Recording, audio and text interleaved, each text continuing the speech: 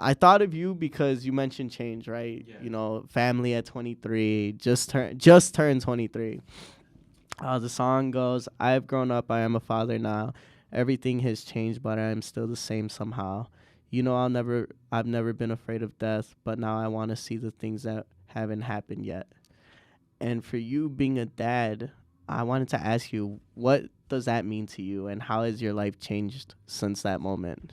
And that lyric means the last part, really got to me. Just because it tells you, like, you weren't afraid of death, but now you are. That's me right now. Like, I've changed my whole lifestyle. I've tried to eat better. I'm trying to work out, right? It's just so hard. But that lyric means that now he's scared of death because now he wants to be there for his daughter or son as much as they can. That's exactly how I feel. I try to be careful with everything I do, especially when I go out to DJ. I try not to drink as much because it's like I have a baby waiting for me at home. I have a family waiting for me. I have people that depend on me now. So, and that's a good lyric. When people turn into parents, like when they just become a dad, they sometimes stop doing what they love or they stop doing their passion or their goal because of the kid. And I think that's bullshit. And I think that's really mean, not just to yourself, but to your kid as well. Because it's like, it's not your kid's fault that you stopped doing what you were doing. Just, make a time for it. Really like schedule it. And I don't want to ever get to an age where I don't do something and I'm like, oh, it's because of my daughter. She didn't let me do it because she was here, and I couldn't do it. No. Like, I want her to be my motivation instead of like me dropping all my goals just because I'm a dad now. I was like, that's kind of bogus, This is Sad Boy Radio. What's going on, everybody? Welcome back to Sad Boy Radio. I'm your host, Matt, and today we got a special guest. Man, I tried booking this dude like last summer, bro. That's when I met him in the club, and he fucking canceled on me. So go ahead and introduce yourself, bro. Yeah, my name is Narkalix, and I'm a DJ here in Chicago and a music producer. And I'm happy that I finally came along. Now, he makes it seem like too bad, man. Come on. He makes it seem like I was blowing him off like 10 times. Nah, it's cool. I mean, you did have like, it was like your girl's birthday or some shit. Yeah. That's why when I hit you up, I'm like, damn, I probably hit him up at the wrong time, but it's all good. No, you're good. Man, bro. So go ahead and introduce yourself. Narkalix. What does that name even mean, bro? Narkalix. I remember when I first came up with it, like when I was like 14 for Xbox Live. To be honest, I was 12. I wasn't even trying to be a DJ yet. I just needed a new username. You know what I mean? You know when you choose like a messed up username, and you're like, man, I don't like this like PlayStation name.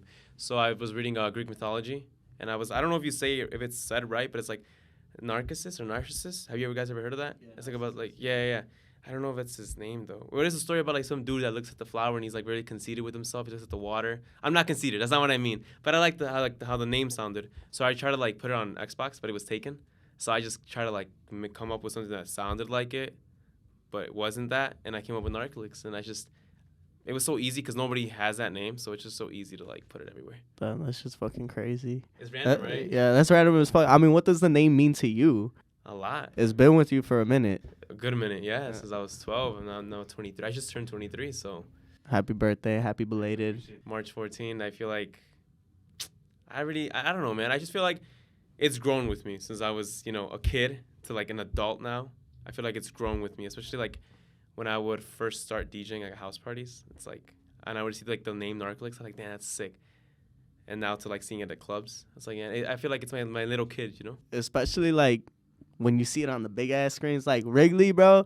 Yeah. That's the first time I seen that shit. Like when Clip Mafia, like he was like, yeah, Narkalix, and I'm like, who the fuck is that? And then I remember like I see the design all over Wrigley, and I'm like, oh shit, he's got to be kind of big. Like he's got to be some type of big to fucking have his name big all the time. But yeah, man, that's super dope. I know recently you did the rebrand, so go ahead and talk about that a little bit. Yeah, so I decided to do a rebrand just because it's like, I don't know, what I was doing wasn't working.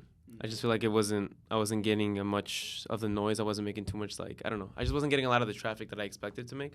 So I was like, I have to do something. So I decided to rebrand, and I actually have like a little team. So I have my videographer with me, and I have like a manager that doesn't want to be said. He doesn't want anybody to know who he is yet. But so he's been helping me out. Like he's been in this game since he was 18. He's probably now like 32. So he's been in it for a good minute. Yeah. So I'm pretty happy that I have him on my team now. And I wanted to go for something different. Like I know like a lot of DJs like dress a certain way and stuff, but I wanted to go for like a classy like elegant type of vibe, you know. So like when you go see me DJ, like then that's pretty classy. That's that fancy DJ, you know what I mean? Not fancy like wearing jewelry and everything, but just nicely dressed well. That like I don't know. That's like something that I want to go for now. So what made you want to do that? I don't know. I just feel like it was time because from 2019 to what are we in 2022, right? Mm-hmm. So from 2019 to 2021, I had to take a break.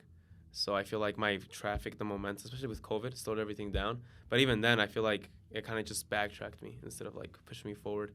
And now that I'm finally like have like more of my life together, it's like, okay, now I can do this the right way. I'm not starting from the beginning anymore. Now I'm starting from a place where I have experience and I have, knowledge that I didn't have before. So now I'm not starting from the beginning, but I'm starting from the middle, but not to the finish line yet. Yeah, man, with the rebrands, it's always crazy because It's scary. it definitely is scary. I don't know, man. With rebrands, I always think of it like, all right, we're going to change at a significant moment. And that significant moment will signify like that change in your life, right? I feel like with our rebrand, it was a brand new year. Right. That's when we did it. And I did that because I was like, all right, it's the end of the year. Let's enter the new year with a new logo, new fucking image. Because I don't know, man. I always loved like changing of times. Like with my birthday, like I told you, I released the first episode on my birthday. With the new logo, I released it on the fucking New Year. So doing shit like that, it's like being able to change over time, and it signifies like that you're never gonna be the same person that you were yesterday. And for me, I always want to continue to grow. I always used to say, like, I want to be better than the person I was the day before. That's important, though. Like, it's always, people are always trying to compete and look at somebody else, but it's like, no, man, compete within yourself. Like, compete and try to be better than you were last week or than you were yesterday. So what you're saying is definitely, is true. Yeah, I feel like when you look in and when you're always looking within yourself, you're able to just see the faults a little bit easier, and you're also able to see, like, the great things about yourself. When you're looking at other people and always comparing, it's like, damn, why don't I measure up to that person? Exactly. And it's like, why am I feeling bad about myself when I don't know what demons that person is fighting? I don't know what that person is going through. It's just like, I see what they're putting up. And a lot of the times it's a front, you know. Not everybody is fucking happy all the time. Not everybody is so well put together or confident. It's confidence is literally just fake as shit because you just fake confidence, bro. If you look confident, nobody's gonna be able to tell that you're fucking faking it. You know what I'm saying? I feel like you should know that out of everybody. You know, as a DJ, like if you think you're playing bangers, people are gonna think you're playing bangers. Right. Whereas if you know you're playing trash music, they're gonna know you're playing trash music. I took a lyric from J. Cole, and it was specifically for the rebrand. Shit don't always connect as soon as you press play. At times you gotta step away, do some living, let time provide a new prescription, giving truer vision. When I first heard that lyric, I was like, you know, you gotta step away at times from your craft. You gotta step away from the spotlight and just be able to live your life, be able to gain new experiences so you can go talk about it, you can go write about it, and as a producer, even produce new music that provides new emotions. For me, being able to do this show, it's like I got to be able to step away from the product sometimes and decompress, because if I try to connect myself to the product all the time, it's always going to be, damn, this needs to be better, this needs to be better, or I need to... Especially topics, bro. Yeah, right? You always got to come up with new topics because... It must be hard, though. Do you ever get writer's block? Man, I always get writer's block. I always fucking get writer's block. And that shit's a bitch because... I don't know why it is. Mainly it's because of the songs. And I'm trying to pull a song lyric from here. I'm trying to pull a song reference from here. And also be able to connect it to the person I'm speaking to, right? Because that's the main goal, is to make sure that the person I'm speaking to can connect. That is a good lyric, though. Yeah, that's a really good lyric. That's just fire, right? It is. And I can relate to that. Like, it's not always going to press play when you press play. That is true. So what I wanted to ask you is, for you, what did this rebrand mean for you as a person and as an artist? Yeah, I mean, as a person, this rebrand meant, man, it's just so crazy. Like, when I'm, like, really thinking about it, it's like so much has happened from when I was Narkalix to the new brand. Well, as a person, it meant just hitting reset and starting clean and starting right, like not doing it messed up, you know? And as a DJ, it just meant gaining the right attention again, but doing it in a more sufficient and more better manner. Because I've noticed that sometimes, like, a lot of DJs complain that they don't get booked at these spots, right? Like, hey, why don't I get booked at this spot in River North? And why don't I get booked here? And it's because of your branding, man. It's because I'm not going to, like, as a club owner, right? I'd say if I was a club owner, I am not going to book a DJ that posts him getting turned up, you know, or posting, like things that are, like, ratchet, you know? Because club owners don't want that. They don't want their brand of, let's say, you know, XYZ to connect with that other brand. So I feel like that's something that I really, like, took notice. It's like, man, I need to be professional. I need to be clean. And if I want to get booked at these, you know, spots that I want to get booked at, then I really need to take my brand serious. Because if I don't take it serious, nobody's going to give a fuck about it. And nobody's going to take it serious either. Mm-hmm. So I feel like as a DJ, that's what really, like, flipped the switch. Like, why am I not getting these certain slots that other people are? Or why am I not doing this right or this right? So, man, that's super important. Because Drip even talked about that, where he was like, you know, clubs have different standards. You can't be throwing fucking ragers and house party music all the time. For you, why do you feel like you needed to reset? I just feel like now I have a bigger platform to do it in. And now, like, now that I have more money coming in, now I can invest in my brand more than I could before. Because before I was younger, you know, man, I was broke as fuck in college. You know, I didn't have any money. So I was just trying to do it whatever I could. But now that I have, you know, the money to actually, and I have, you know, other people investing in me too, that does motivate me a lot, man. That does motivate me a lot. It's fucking good, bro. It's nice when people take notice of your shit and they're like, yo, let me help you out. That's good that you got people that are actually following through on it. Yeah. That's the most important part, because you can have a bunch of people that are going to say, like, I like what you're doing. I fuck with it. And they're just going to be like, let's do something. But at the end of the day, like, they don't do anything. And that's what my cousin told me. He's like, show then tell. Because if you show them, like, you're doing what you said. Whereas if you're telling them you're going to do it, it's like, what the fuck does your word mean if you don't follow up on it? No, exactly. Yeah, I mean, when I even decided to do this rebrand, like, a lot of it, like, changed my logo. It wasn't even up to me. It was up to my manager. He's like, man, you should change the logo. I'm like, okay. He's like, I was like, what other things should I change? He's like, I mean, for now, we'll just start with that. And it just feels good that somebody's like that invested in me. Not just like them, like you said, not just them saying, oh, you're good and let's just do something, like, but like they actually are even willing to risk their own money. They're like, hey, you know, here's this. You use it for what you think is good for the brand, but use it wisely, of course. Don't use the money and go buy a bottle at Tunnel on a Thursday. You know what I mean? That's funny as fuck. For you, do you feel like doing that rebrand or having someone tell you, like, I think you should redo the logo, do you feel like it was stripping away a part of you? No, absolutely not. No? No, it was not. Damn. It wasn't. I thought it was in the beginning. I mean, I've had my logo done like 3 times. Yeah. Same name, but just different. But no, I feel like it wasn't. I didn't want to get too attached to the other logo. Not even just because of what I've been through with that one, but just a lot of people, I've realized that they don't like starting fresh, or like they don't really get used to like new changes. But I've had to get used to changes, and I feel like that's something that I'm really good at. Like if somebody were to tell me you have to do this now, I can pick it up really fast. Or, you know, like for example, the logo, hey, take it off. Okay. Boom, done. Let's do it, you know? I got a question for that, but I don't know. For me, it's like, if I'm a rebrand, I'm going to do it when I want to do it. You know, when I feel like this logo or this time has run its course. Okay. Because if somebody else is telling me, like, yo, like, it's time, like, if, no offense, Vic, but if Vic were to come here and tell me, like, hey, you need a new logo, I'd be like, why? What do you mean I need a new logo? Like, what's wrong with it now?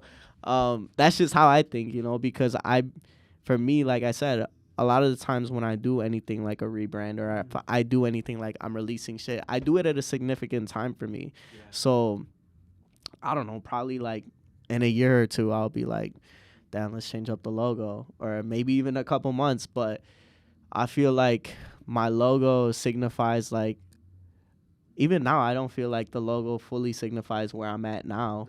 I feel like the logo signifies where I was at when, I don't know, like my college days. I look back on it and I'm like, damn, like it really signifies when I was in college because of where the money came from. But now it's also like, man, that's my shit. Like people are gonna, when people see that bunny, bro, they're gonna fucking know. You know what I'm saying? They're gonna be like, Sad Boy Radio? Yeah, that guy. Exactly. I don't know. I guess it feels good to be able to connect to something that you created like that, you know? For you mentioned change. Yeah. So what's one of the biggest changes you've gone through and how has that impacted you? Being a dad, finding out I was gonna be a dad. Being a dad. Hey, we hit this a little early, but go ahead, talk about it, bro. Yeah, it's funny because 2019 it was when no, it's early 2020, right? That's when COVID happened. So in March I celebrated my birthday, which is literally 2 years ago from now. And it's funny because I can say that I was the last person to throw a party, because then the day after, that's when boom, everybody shut down, you know. So a month later, I'm over here chilling, you know, playing games or whatever, and I get a message and I get a call, and it's like, hey, you're gonna be a dad. And it was crazy because I was still in college. I literally had two more months to finish my associate's degree. So I finished my associates, right? I was like, well, I have to finish it, you know, I have to. And then from there, I was just like, well, what am I gonna do? COVID is closed. COVID closed everything. Because I used to be like a banquet server. So I was like, you know, I had really good connections in like the hospitality industry, but that shit was closed. What am I gonna do? Yeah. Everything is closed. So, man, I decided to just do research, and I picked up upon what was that called? A boot camp. So I did a boot camp. It was like software engineering, like coding, yeah. For coding. I was about to ask you that. How the fuck did you get into coding? I was on Messenger. I was on Facebook, just looking at stories, and I see one of my boys' name, right? And I click on his story, and he just got a new house literally a month ago. He got a new house, nice as fuck. And then a month later, when I'm clicking on that story, I see that he buys his girl a Range Rover, a top of the year Range Rover. I'm like, damn. So I messaged him, like, hey man, what do you do for a living? He's like, I'm a software engineer. I'm like, what in the fuck is that? Like, I want that lifestyle. No, you don't. And he's all like, I was like, what do you do? So we got in a call, and he's like, yeah, man, like I do this, I pay for my house, and I still have more than like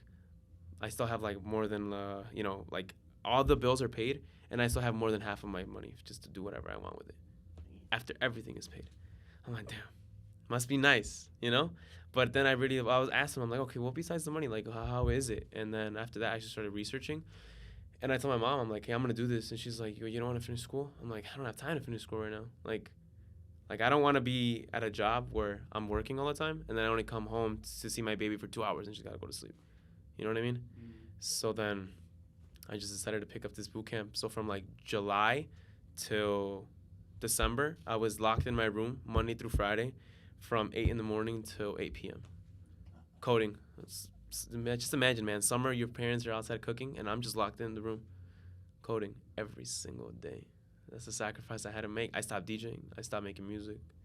I stopped everything. Was it worth it? It was. Yeah? Definitely was. You're living the good life now? A little bit, yeah. I mean, I'm just grateful, man. I did suffer a lot. I mean, during that time, when I didn't have a job, when I was doing coding, even after I finished coding, I didn't have a job for 8 months. Damn. Yeah, and my baby was born already.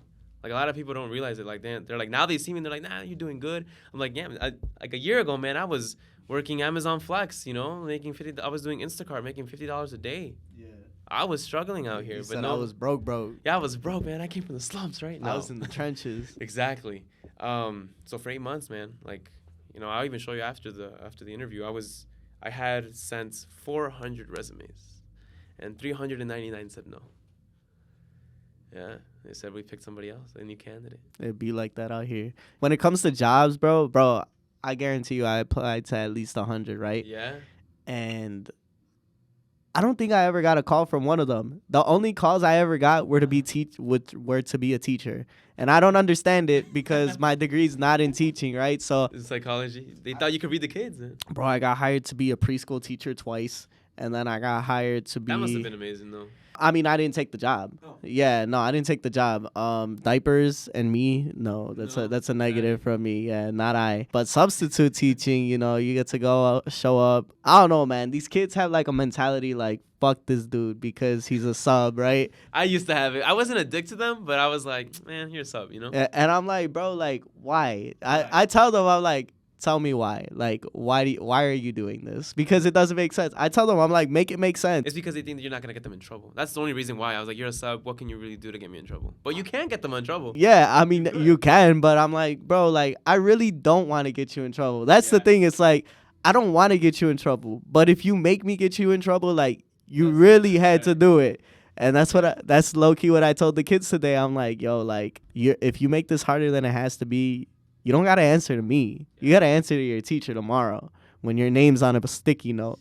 and they're like, so that's why I'm like, bro, like, don't make this harder than it has to be. Yeah. But as far as jobs, bro, it's like, yeah, that's fucking crazy, man.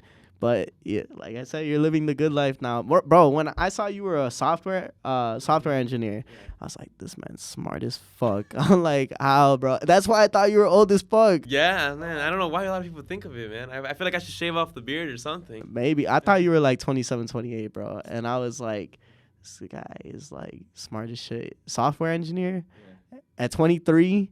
Yeah, that's fucking crazy. But as far as you being a dad, bro, I specifically pulled this lyric from Ed Sheeran, and it's a song called Tides. And I thought of you because you mentioned change, right? Yeah. You know, family at 23, just turned 23. The song goes, I've grown up, I am a father now. Everything has changed, but I am still the same somehow. You know, I've never been afraid of death, but now I want to see the things that haven't happened yet. And for you being a dad, I wanted to ask you, what does that mean to you, and how has your life changed since that moment? And that lyric means the last part, really got to me. Just because it tells you, like, you weren't afraid of death, but now you are. That's me right now. Like, I've changed my whole lifestyle. I've tried to eat better. I'm trying to work out, right? It's just so hard. But that lyric means that now he's scared of death because now he wants to be there for his daughter or son as much as they can. That's exactly how I feel. I try to be careful with everything I do, especially when I go out to DJ. I try not to drink as much because it's like I have a baby waiting for me at home. I have a family waiting for me. I have people that depend on me now. So, and that's a good lyric. Yeah. So for you, when you had the baby, what? Like I said, what does being a dad mean to you? A huge responsibility. Yeah. I mean, like when I was there in the delivery room, I was knocked out. I wasn't knocked out when it happened, but I was knocked out, and then I hear the ladies like, "Oh, it's gonna happen." So I'm like, waking up all like, "What's going on?" And that's like, "Oh, it's really happening, right?" So, man, when I was there, hearing the first cries, like, sometimes they usually like smack the baby's butt to make sure it's like crying, and she came out crying like, I have lungs. Even the doctor was like, "Your baby has really good lungs." And I was trying to hold it in, I'm not too much of an emotional person. Like, my family isn't really too, like, emotional. Those Hispanics, bro. It is, right? Yeah. It is. My mom and all my uncles, and they were raised without parents. Like, my mom was 2 when both her mom and her dad died. So, yeah, they were raised by her sister, and she was only, like, 14. She had to take care of, like, 8 kids. That's crazy. Yeah, so, it's sometimes we don't show too much emotion, but then right there I just started crying because it's like, this is part of me, this is half of me. And then, like, as soon as I heard that crying, man, my instincts just went on. And I told, Drip about this. When he first told me he was going to be a dad, I'm like, hey, your instincts are going to turn into, like, a fucking savage. Like, you are not going to let anybody go close to your family. You know what I mean? Like, that baby's going to be everything to you. And that's just, like, what happened. Like, my instincts just turned on, and I was just, like, on it. Like, everything for my baby. Like, okay, where is she? What is she doing? Where is she? Because, I mean, that's part of you, man. So it's definitely made me more careful with everything that I do. Yeah, you don't do a mayhem and lose your bag because you got fucked up. Oh my God, mayhem, no. I have, you know what though? I love mayhem because one time, Halloween, I got a little too turned with my friend. And I never drink like that, ever. But this weekend, it was like, it's Halloween. Why not? I never have this much fun. I got pretty turned and mayhem took me home. And it's crazy because we were walking out of the mine, and when we were walking out of the mine, there's gunshots, and my friend's like, "Yo, there's gunshots," and I'm like, "Hey, I'm vibing," and like if nothing happened, he's like, "Did you just hear what I said?" I'm like, "I'm just trying to go home, man."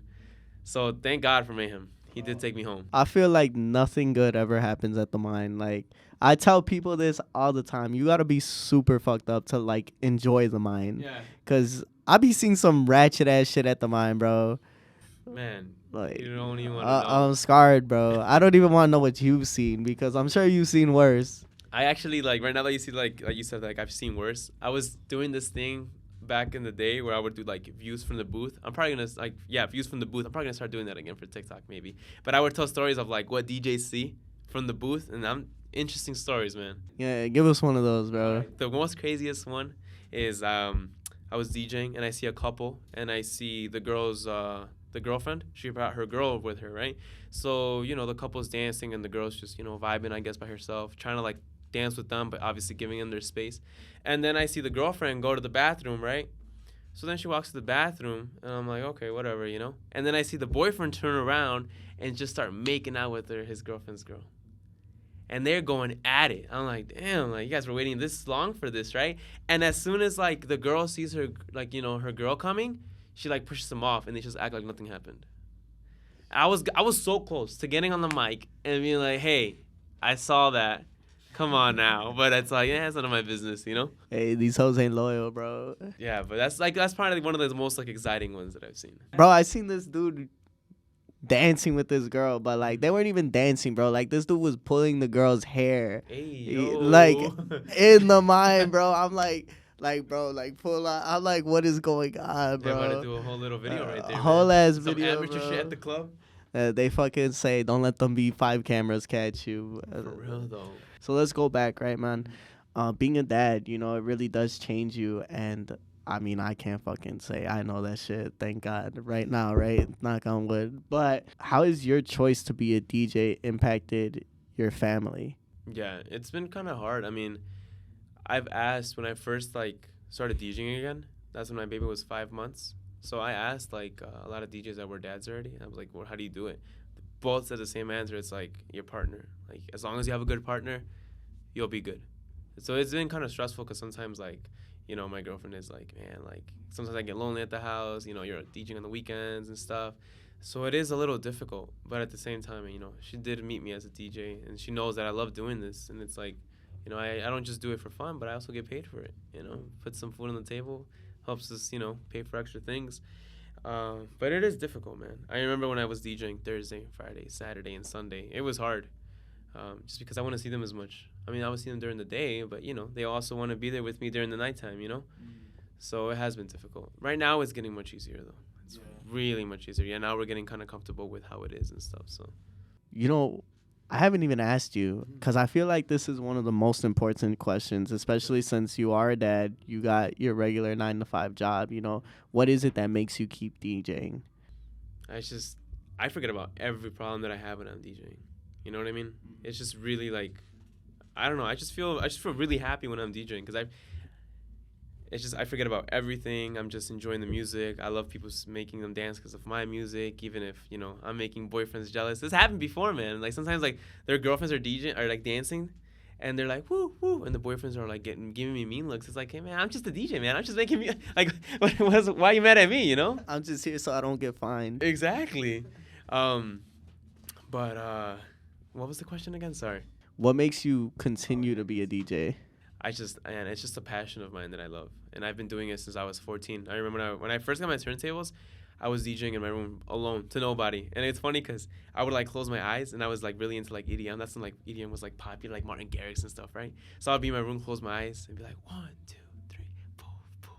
He was playing animals and right, shit. I was playing animals on repeat, but I was like manifesting like, man, I'm gonna be at a festival one day. I just know it. So man, for 2 years I grinded out just in my room. Like my mom and my sister would get annoyed at me at night, but I'm like, hey, you know, I love doing it. So I feel like if I were to stop DJing, man, I just feel like that would be really sad. Just because I see like I know a lot of like when people turn into parents, like when they just become a dad, they sometimes stop doing what they love or they stop doing their passion or their goal because of the kid.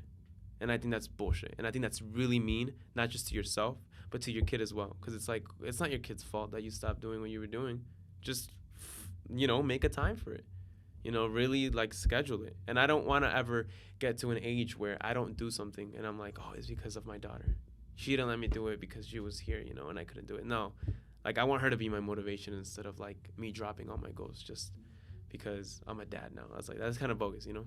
You feel like that's hard for you to do? Because, I mean, you know, even Drip had said it. Do you feel like your value drops when you become a dad? Do people view you differently? How do you feel about that?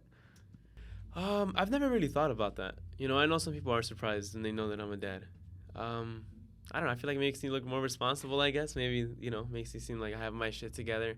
But sometimes I don't, though. A lot of people think I do. But I'm still figuring things out, man. I'm 23. I just turned 23. I'm still young. Yeah, bro. Like I said, I thought you had your shit together. I think that, like I said, being able to put out that front, that's one of the, like, best things you could possibly do. But it's also, like, you know, when it comes to mental health, it's like fuck, like bro, I'm over here dying in the back, and in front you think like I'm okay. You know what I'm saying? I think that being able to take that time, you know, for yourself and being able to reflect on everything, it's really gonna be beneficial at the end of the day. Man, what I wanted to ask you, bro, is settling down, bro. Like, I don't know the situation. Where you were with your girlfriend before the kid? Yeah. Okay. So how long were you guys together? I want to say a year. A year? Mm-hmm. Okay. So what do you feel like? And if this is too personal, like, we could skip over it. Right. Cut it off. Cut it off. Like, hey, cut that part. But yeah, bro. I mean, at that moment, do you feel like you were ready to settle down? I wasn't. No, I wasn't. It took me some time to accept the fact that I was going to be a dad and that things were definitely going to change. And she knew that, you know. She knew that. She's like, I know, like, this is just a 360 flip on your entire life, you know. But we both had agreed, like, we both want to do this. And I think this just is the right thing to do. And it took me some time to get used to it. I mean, even after, like, my daughter was born, I still was, like, not in denial, but I was just, like, I still didn't believe I was a dad, you know? But now you see my child grow up and, you know, bond more, you know what I mean? I feel like that experience is just so crazy. Like, bro, even, like, before I used to think, like, how do people even, you know, I'm not even in a relationship. So I'm like, how do I even know if I want to be in a relationship? 2, how do I even know if I want to get married? 3, how do I even know if I want to have a fucking kid, bro? So that's why I'm like, when you say that, like, it doesn't feel real. I mean, that's with any change in your fucking life, bro. Like, it doesn't feel real at first. Like, when I first got my car, right? This horrible comparison, but when I first got my car, right? A car to a baby, I love it. A horrible comparison, but when I first got my car, and even to this day, I'm like, this shit's not mine. Like, I just fucking drive this shit. This shit's not mine. It doesn't feel like it. I feel like that's with any change in your life, that it's never gonna fucking hit you until, like, one day you wake up and you're like, damn, this is real life. This is really my car. This is really my kid. Right. I don't know, man. It's just like thinking about those situations. I think back and I'm like, nothing was the same, bro. Drake, nothing really was the same. Though. I mean, bro. after that, nothing was the same. What do you feel like is one of the best memories you have with your family already? I think hearing her say "papa" for the first time. Yeah. That's when it's like, man, like somebody's calling me dad, you know? He said, I'm a real Hispanic. He said, right. Papa, not dad. Yeah, papa. Yeah, she's like, papa. That's when it really hit me. Yeah. I feel like that's been one of my most happiest moments when I first heard her say papa. And then when I first saw her walking, it's just so many to count, man. It's just so many to count. But now, like, it's crazy because you know how, like, your parents always say, like, oh, like, the kids grow up so fast. But, man, when you have a baby, man, my days go so fast. Like, my weeks were dread back in the day, but now it's just like, it's Monday, and then tomorrow it's like, damn, it's already Friday. I have to go DJ later tonight, you know? And it's a good thing and it's a bad thing, because then I look at videos like 5 months ago, my baby was so small, and now she's, you know, giving me attitude, you know, walking away with her toys. How old is she now? She is a year and, what are we in March, right? A year and 3 months. So she'd be like, no, she'd be yelling at you. Yeah. She gets mad, yeah. It's like she wakes me up and she wants to eat, you know, I have to wake up. My boy, when I worked at T-Mobile, he has a daughter, and he would be like, I guess he got mad at her one time. He's like, "Hey, shut up," and she told him, like, "No, you shut up." And I'm like, "What you doing?" He's like, "I can't do anything. I told her to shut up first." Now it's like she told it back. So what am I gonna do? Yeah, so that shit's funny as fuck, and it's so crazy, like, seeing how different parenting is, like, from when we were younger and now, like. I don't know, bro. Like, I'm sure you know. So go ahead and talk about the differences a little bit. Oh man, it's crazy because I don't know. When I was younger, like my mom and my dad was more like, he was more firm, but he wouldn't like ever like scream or anything. Oh, my mom would. So I remember like when I was a little kid and my dad would tell me something, he wouldn't scream at me. He would be like, Diego, like, you know what you're not doing is right. And I'd get scared, you know, because they wouldn't be a loud voice, but it's like, damn, my dad's telling me what I'm doing is not right. And now, like, fast forward to, like, when my sister had, you know, her kids and I had my kid, like, my mom is so different. Like, back in the day, like, if me and my sister were to do something, my mom would get mad. But now, like, my daughter does something, she's like, it's okay, she's a baby. It's like, no. Give her the same treatment that I had when I was younger. No, she's like, no, she's a baby. But it's beautiful, though. It's beautiful seeing, you know, your parents bond with your kid. And I love it though, because now I feel like, our parents did sacrifice a lot when they were, when we first started coming here. And given us the opportunity that I had now, I feel like I made my mom happy, definitely, to where I'm at now. Yeah, I remember when I first told her I was gonna be a dad. I was nervous to tell her, but she was like, well, what are you gonna do? Cry about it? She's like, you're gonna be a dad. Like, but it was like that's just how my family is. Like, well, she's like, what are you gonna do? I'm like, I mean, yeah, right. She's like, well, yeah, okay, you did it. I'm happy for you though. She's like, no, she was really happy, but she was just like, and the way she was telling me like, well, pues ya que, as in like, don't think about it anymore. Like, it's already done. Now you have to think about the future. Now to keep moving forward. Don't stay stuck in it and say, oh, if I would have done this, if I would have done that. It's like, no, think about what's next. What are you gonna do next? So, yeah, I feel like I get a lot from her. She's really motivated me to do a lot of things, and she made me feel like everything was gonna be okay. Yeah, that's dope as fuck to have that support system. Do you feel like there's something that you hope not to do that your parents did when you were growing up? Be there for every event that I can for them. And I feel like it wasn't their fault. I just feel like they were working all the time. I think just didn't have the privilege to come. But definitely now that I have the privilege to even work from home and I'm there with my daughter, like we don't take her to a sit or anything. We're there with her every single day. I feel like now that I have the privilege and this, I sacrificed a lot. Like a lot of people don't realize it, but I told you before this, like I was coding in my room for months. That's a lot, man. It mentally, like, I remember I one time even cried because I'm like, fuck, I don't understand. It's like, I don't even want to do this anymore. Like, I don't know if I can do it. I would have gone fucking nuts, bro. I would have tell you, man. I went nuts all the time. And I still go nuts sometimes, man. And the only motivation was like, I want to be the father that is there for them every day. I want to pick her up every day from school. I want to drop her off. I want to do this and that. And my parents couldn't do that. Not because they didn't want to. They just didn't have the privilege to. So that's something that I definitely want to change. Be there for them every single time. Shit. I don't know, man. I really like being able to have the different talk, right? Last week was fuck them kids. This week it's you are the father. Right. I am the father. It's just so different, and I love being able to see the difference and just being able to be happy in both situations. Drip is one person and you're another person, and I feel like even though you said it was hard to adapt to the change, you're really like blossoming in it, and it's helping you grow as a person.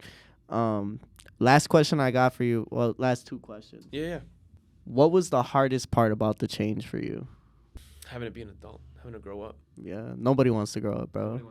I had to adapt to being a dad, adapt to my new job, this new industry that I was new in. Like DJing, I'm comfortable with it. I can DJ 3 hours, 4 hours. I'm comfortable where I'm at. But then when it came to me in this new industry, in this new tech industry, I'm a newbie. I'm the new guy.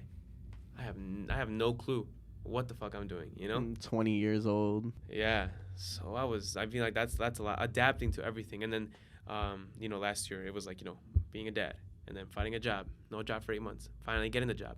And then, don't forget, you still have to DJ. You still have to find music. You still have to practice your craft. And then, you want to make music too, right? Okay, well, you have to find time to make music. And that is something that I struggle with every day. It's just like, I want to go to the gym. I want to be there for my daughter. I have to work. Then I have to find new music. But then I have to make music. And making music is 10 times more harder than DJing. But yeah, just that's something that I struggle with the most, man. Just finding time for myself, but also, like, trying not to be selfish. Because I feel selfish sometimes when I'm in my office, like, making music. Because then I could be with my daughter right now. And then it's like when I go DJ, it's like, damn, like I haven't downloaded music in like a week. Why? Because I haven't had time. It's definitely something that I need to adapt to. And I'm still learning. But it's hard though, man. Because I want to do everything. And my girlfriend tells me, like, you need to slow down. Like, you can't. And you don't want to. Yeah, but I don't want to. And I tell her, I'm like, look, like, I look at like a lot of podcasts, especially like, what's his name? Kevin Hart's. Like he was a guest on a podcast. And I was doing Amazon Flex. I was like delivering packages when I would hear, and he was just like, he motivated me. And he's like, I sleep probably 4 hours. Don't recommend to do that. Always get your 8 hours. Trust me, sleep is the most important thing. You do it half of your life. But he did motivate me a lot because he's like, right now is the time to grind. And something that I always keep in my head, it's like, I'd rather eat shit right now so I can eat steak for the rest of my life. So if I have to struggle right now, if I have to get no sleep, if I have to do this, just so I can make sure that I have a comfortable life in the future, then, so be it. Yeah, I don't know, man. Like when you said that, like I'm always on the grind. I fucking love that, bro. I love talking to people as passionate about like what they're doing as I am me, you know, because there's so many people on this earth that it's like they got no motivation, bro.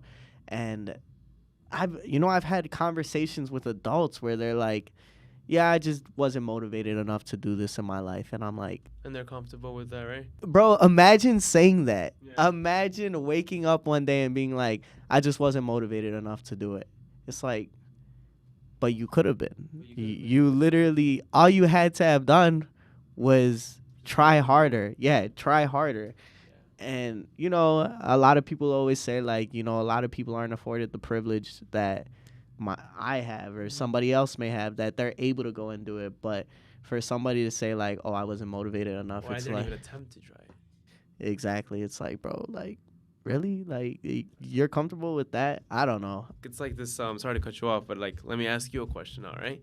It's like, would you feel happy if you were, let's say, 60, 70, hopefully you live more, right? 70 years from now, you're in your deathbed, right? Do you want to ask yourself, like, man, what if I would have done this? Or do you want to ask yourself, I'm happy with what I did? You're going to die in like 10 minutes, right? The priest is here. He's like, hey, man, see ya. You're going to head out. And then you ask you, like, were you happy with your life? I personally don't want to be like, man, what if I would have jumped for it? What if I would have moved to LA to try to pursue this music thing? But I never did it. So now I'm going to die, and I'm going to die unhappy. Yeah. It's really rough when somebody says it like that, right? Yeah. But it's the fucking truth. I think about it all the time. I'm like, and I've said it multiple times where I'm like, will I be happy at the end of the day knowing what I've done? Exactly.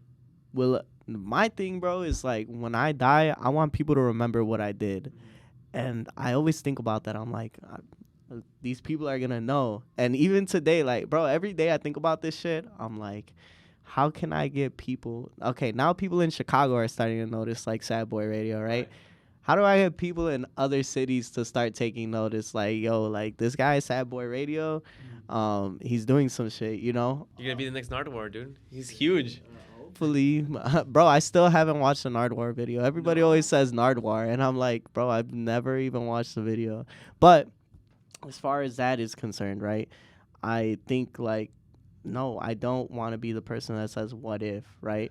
My cousin, from a young age, he told me, he's like, I'd rather have oh wells than what ifs. Like, oh well, I tried, I failed. Yeah. Whereas, damn, what if I would have done this? And I'm glad to hear that you've continued to do what makes you happy, right? Because a lot of people, they stop doing what they do once they have a kid and say, damn, what if I didn't have my kid? Like, it's like, damn, I tore my ACL. I couldn't make it to the league. That's us. Damn, I had a kid. I couldn't continue making music. Bro, I guess that's the equivalent for musicians, having a kid, tearing your ACL. Right.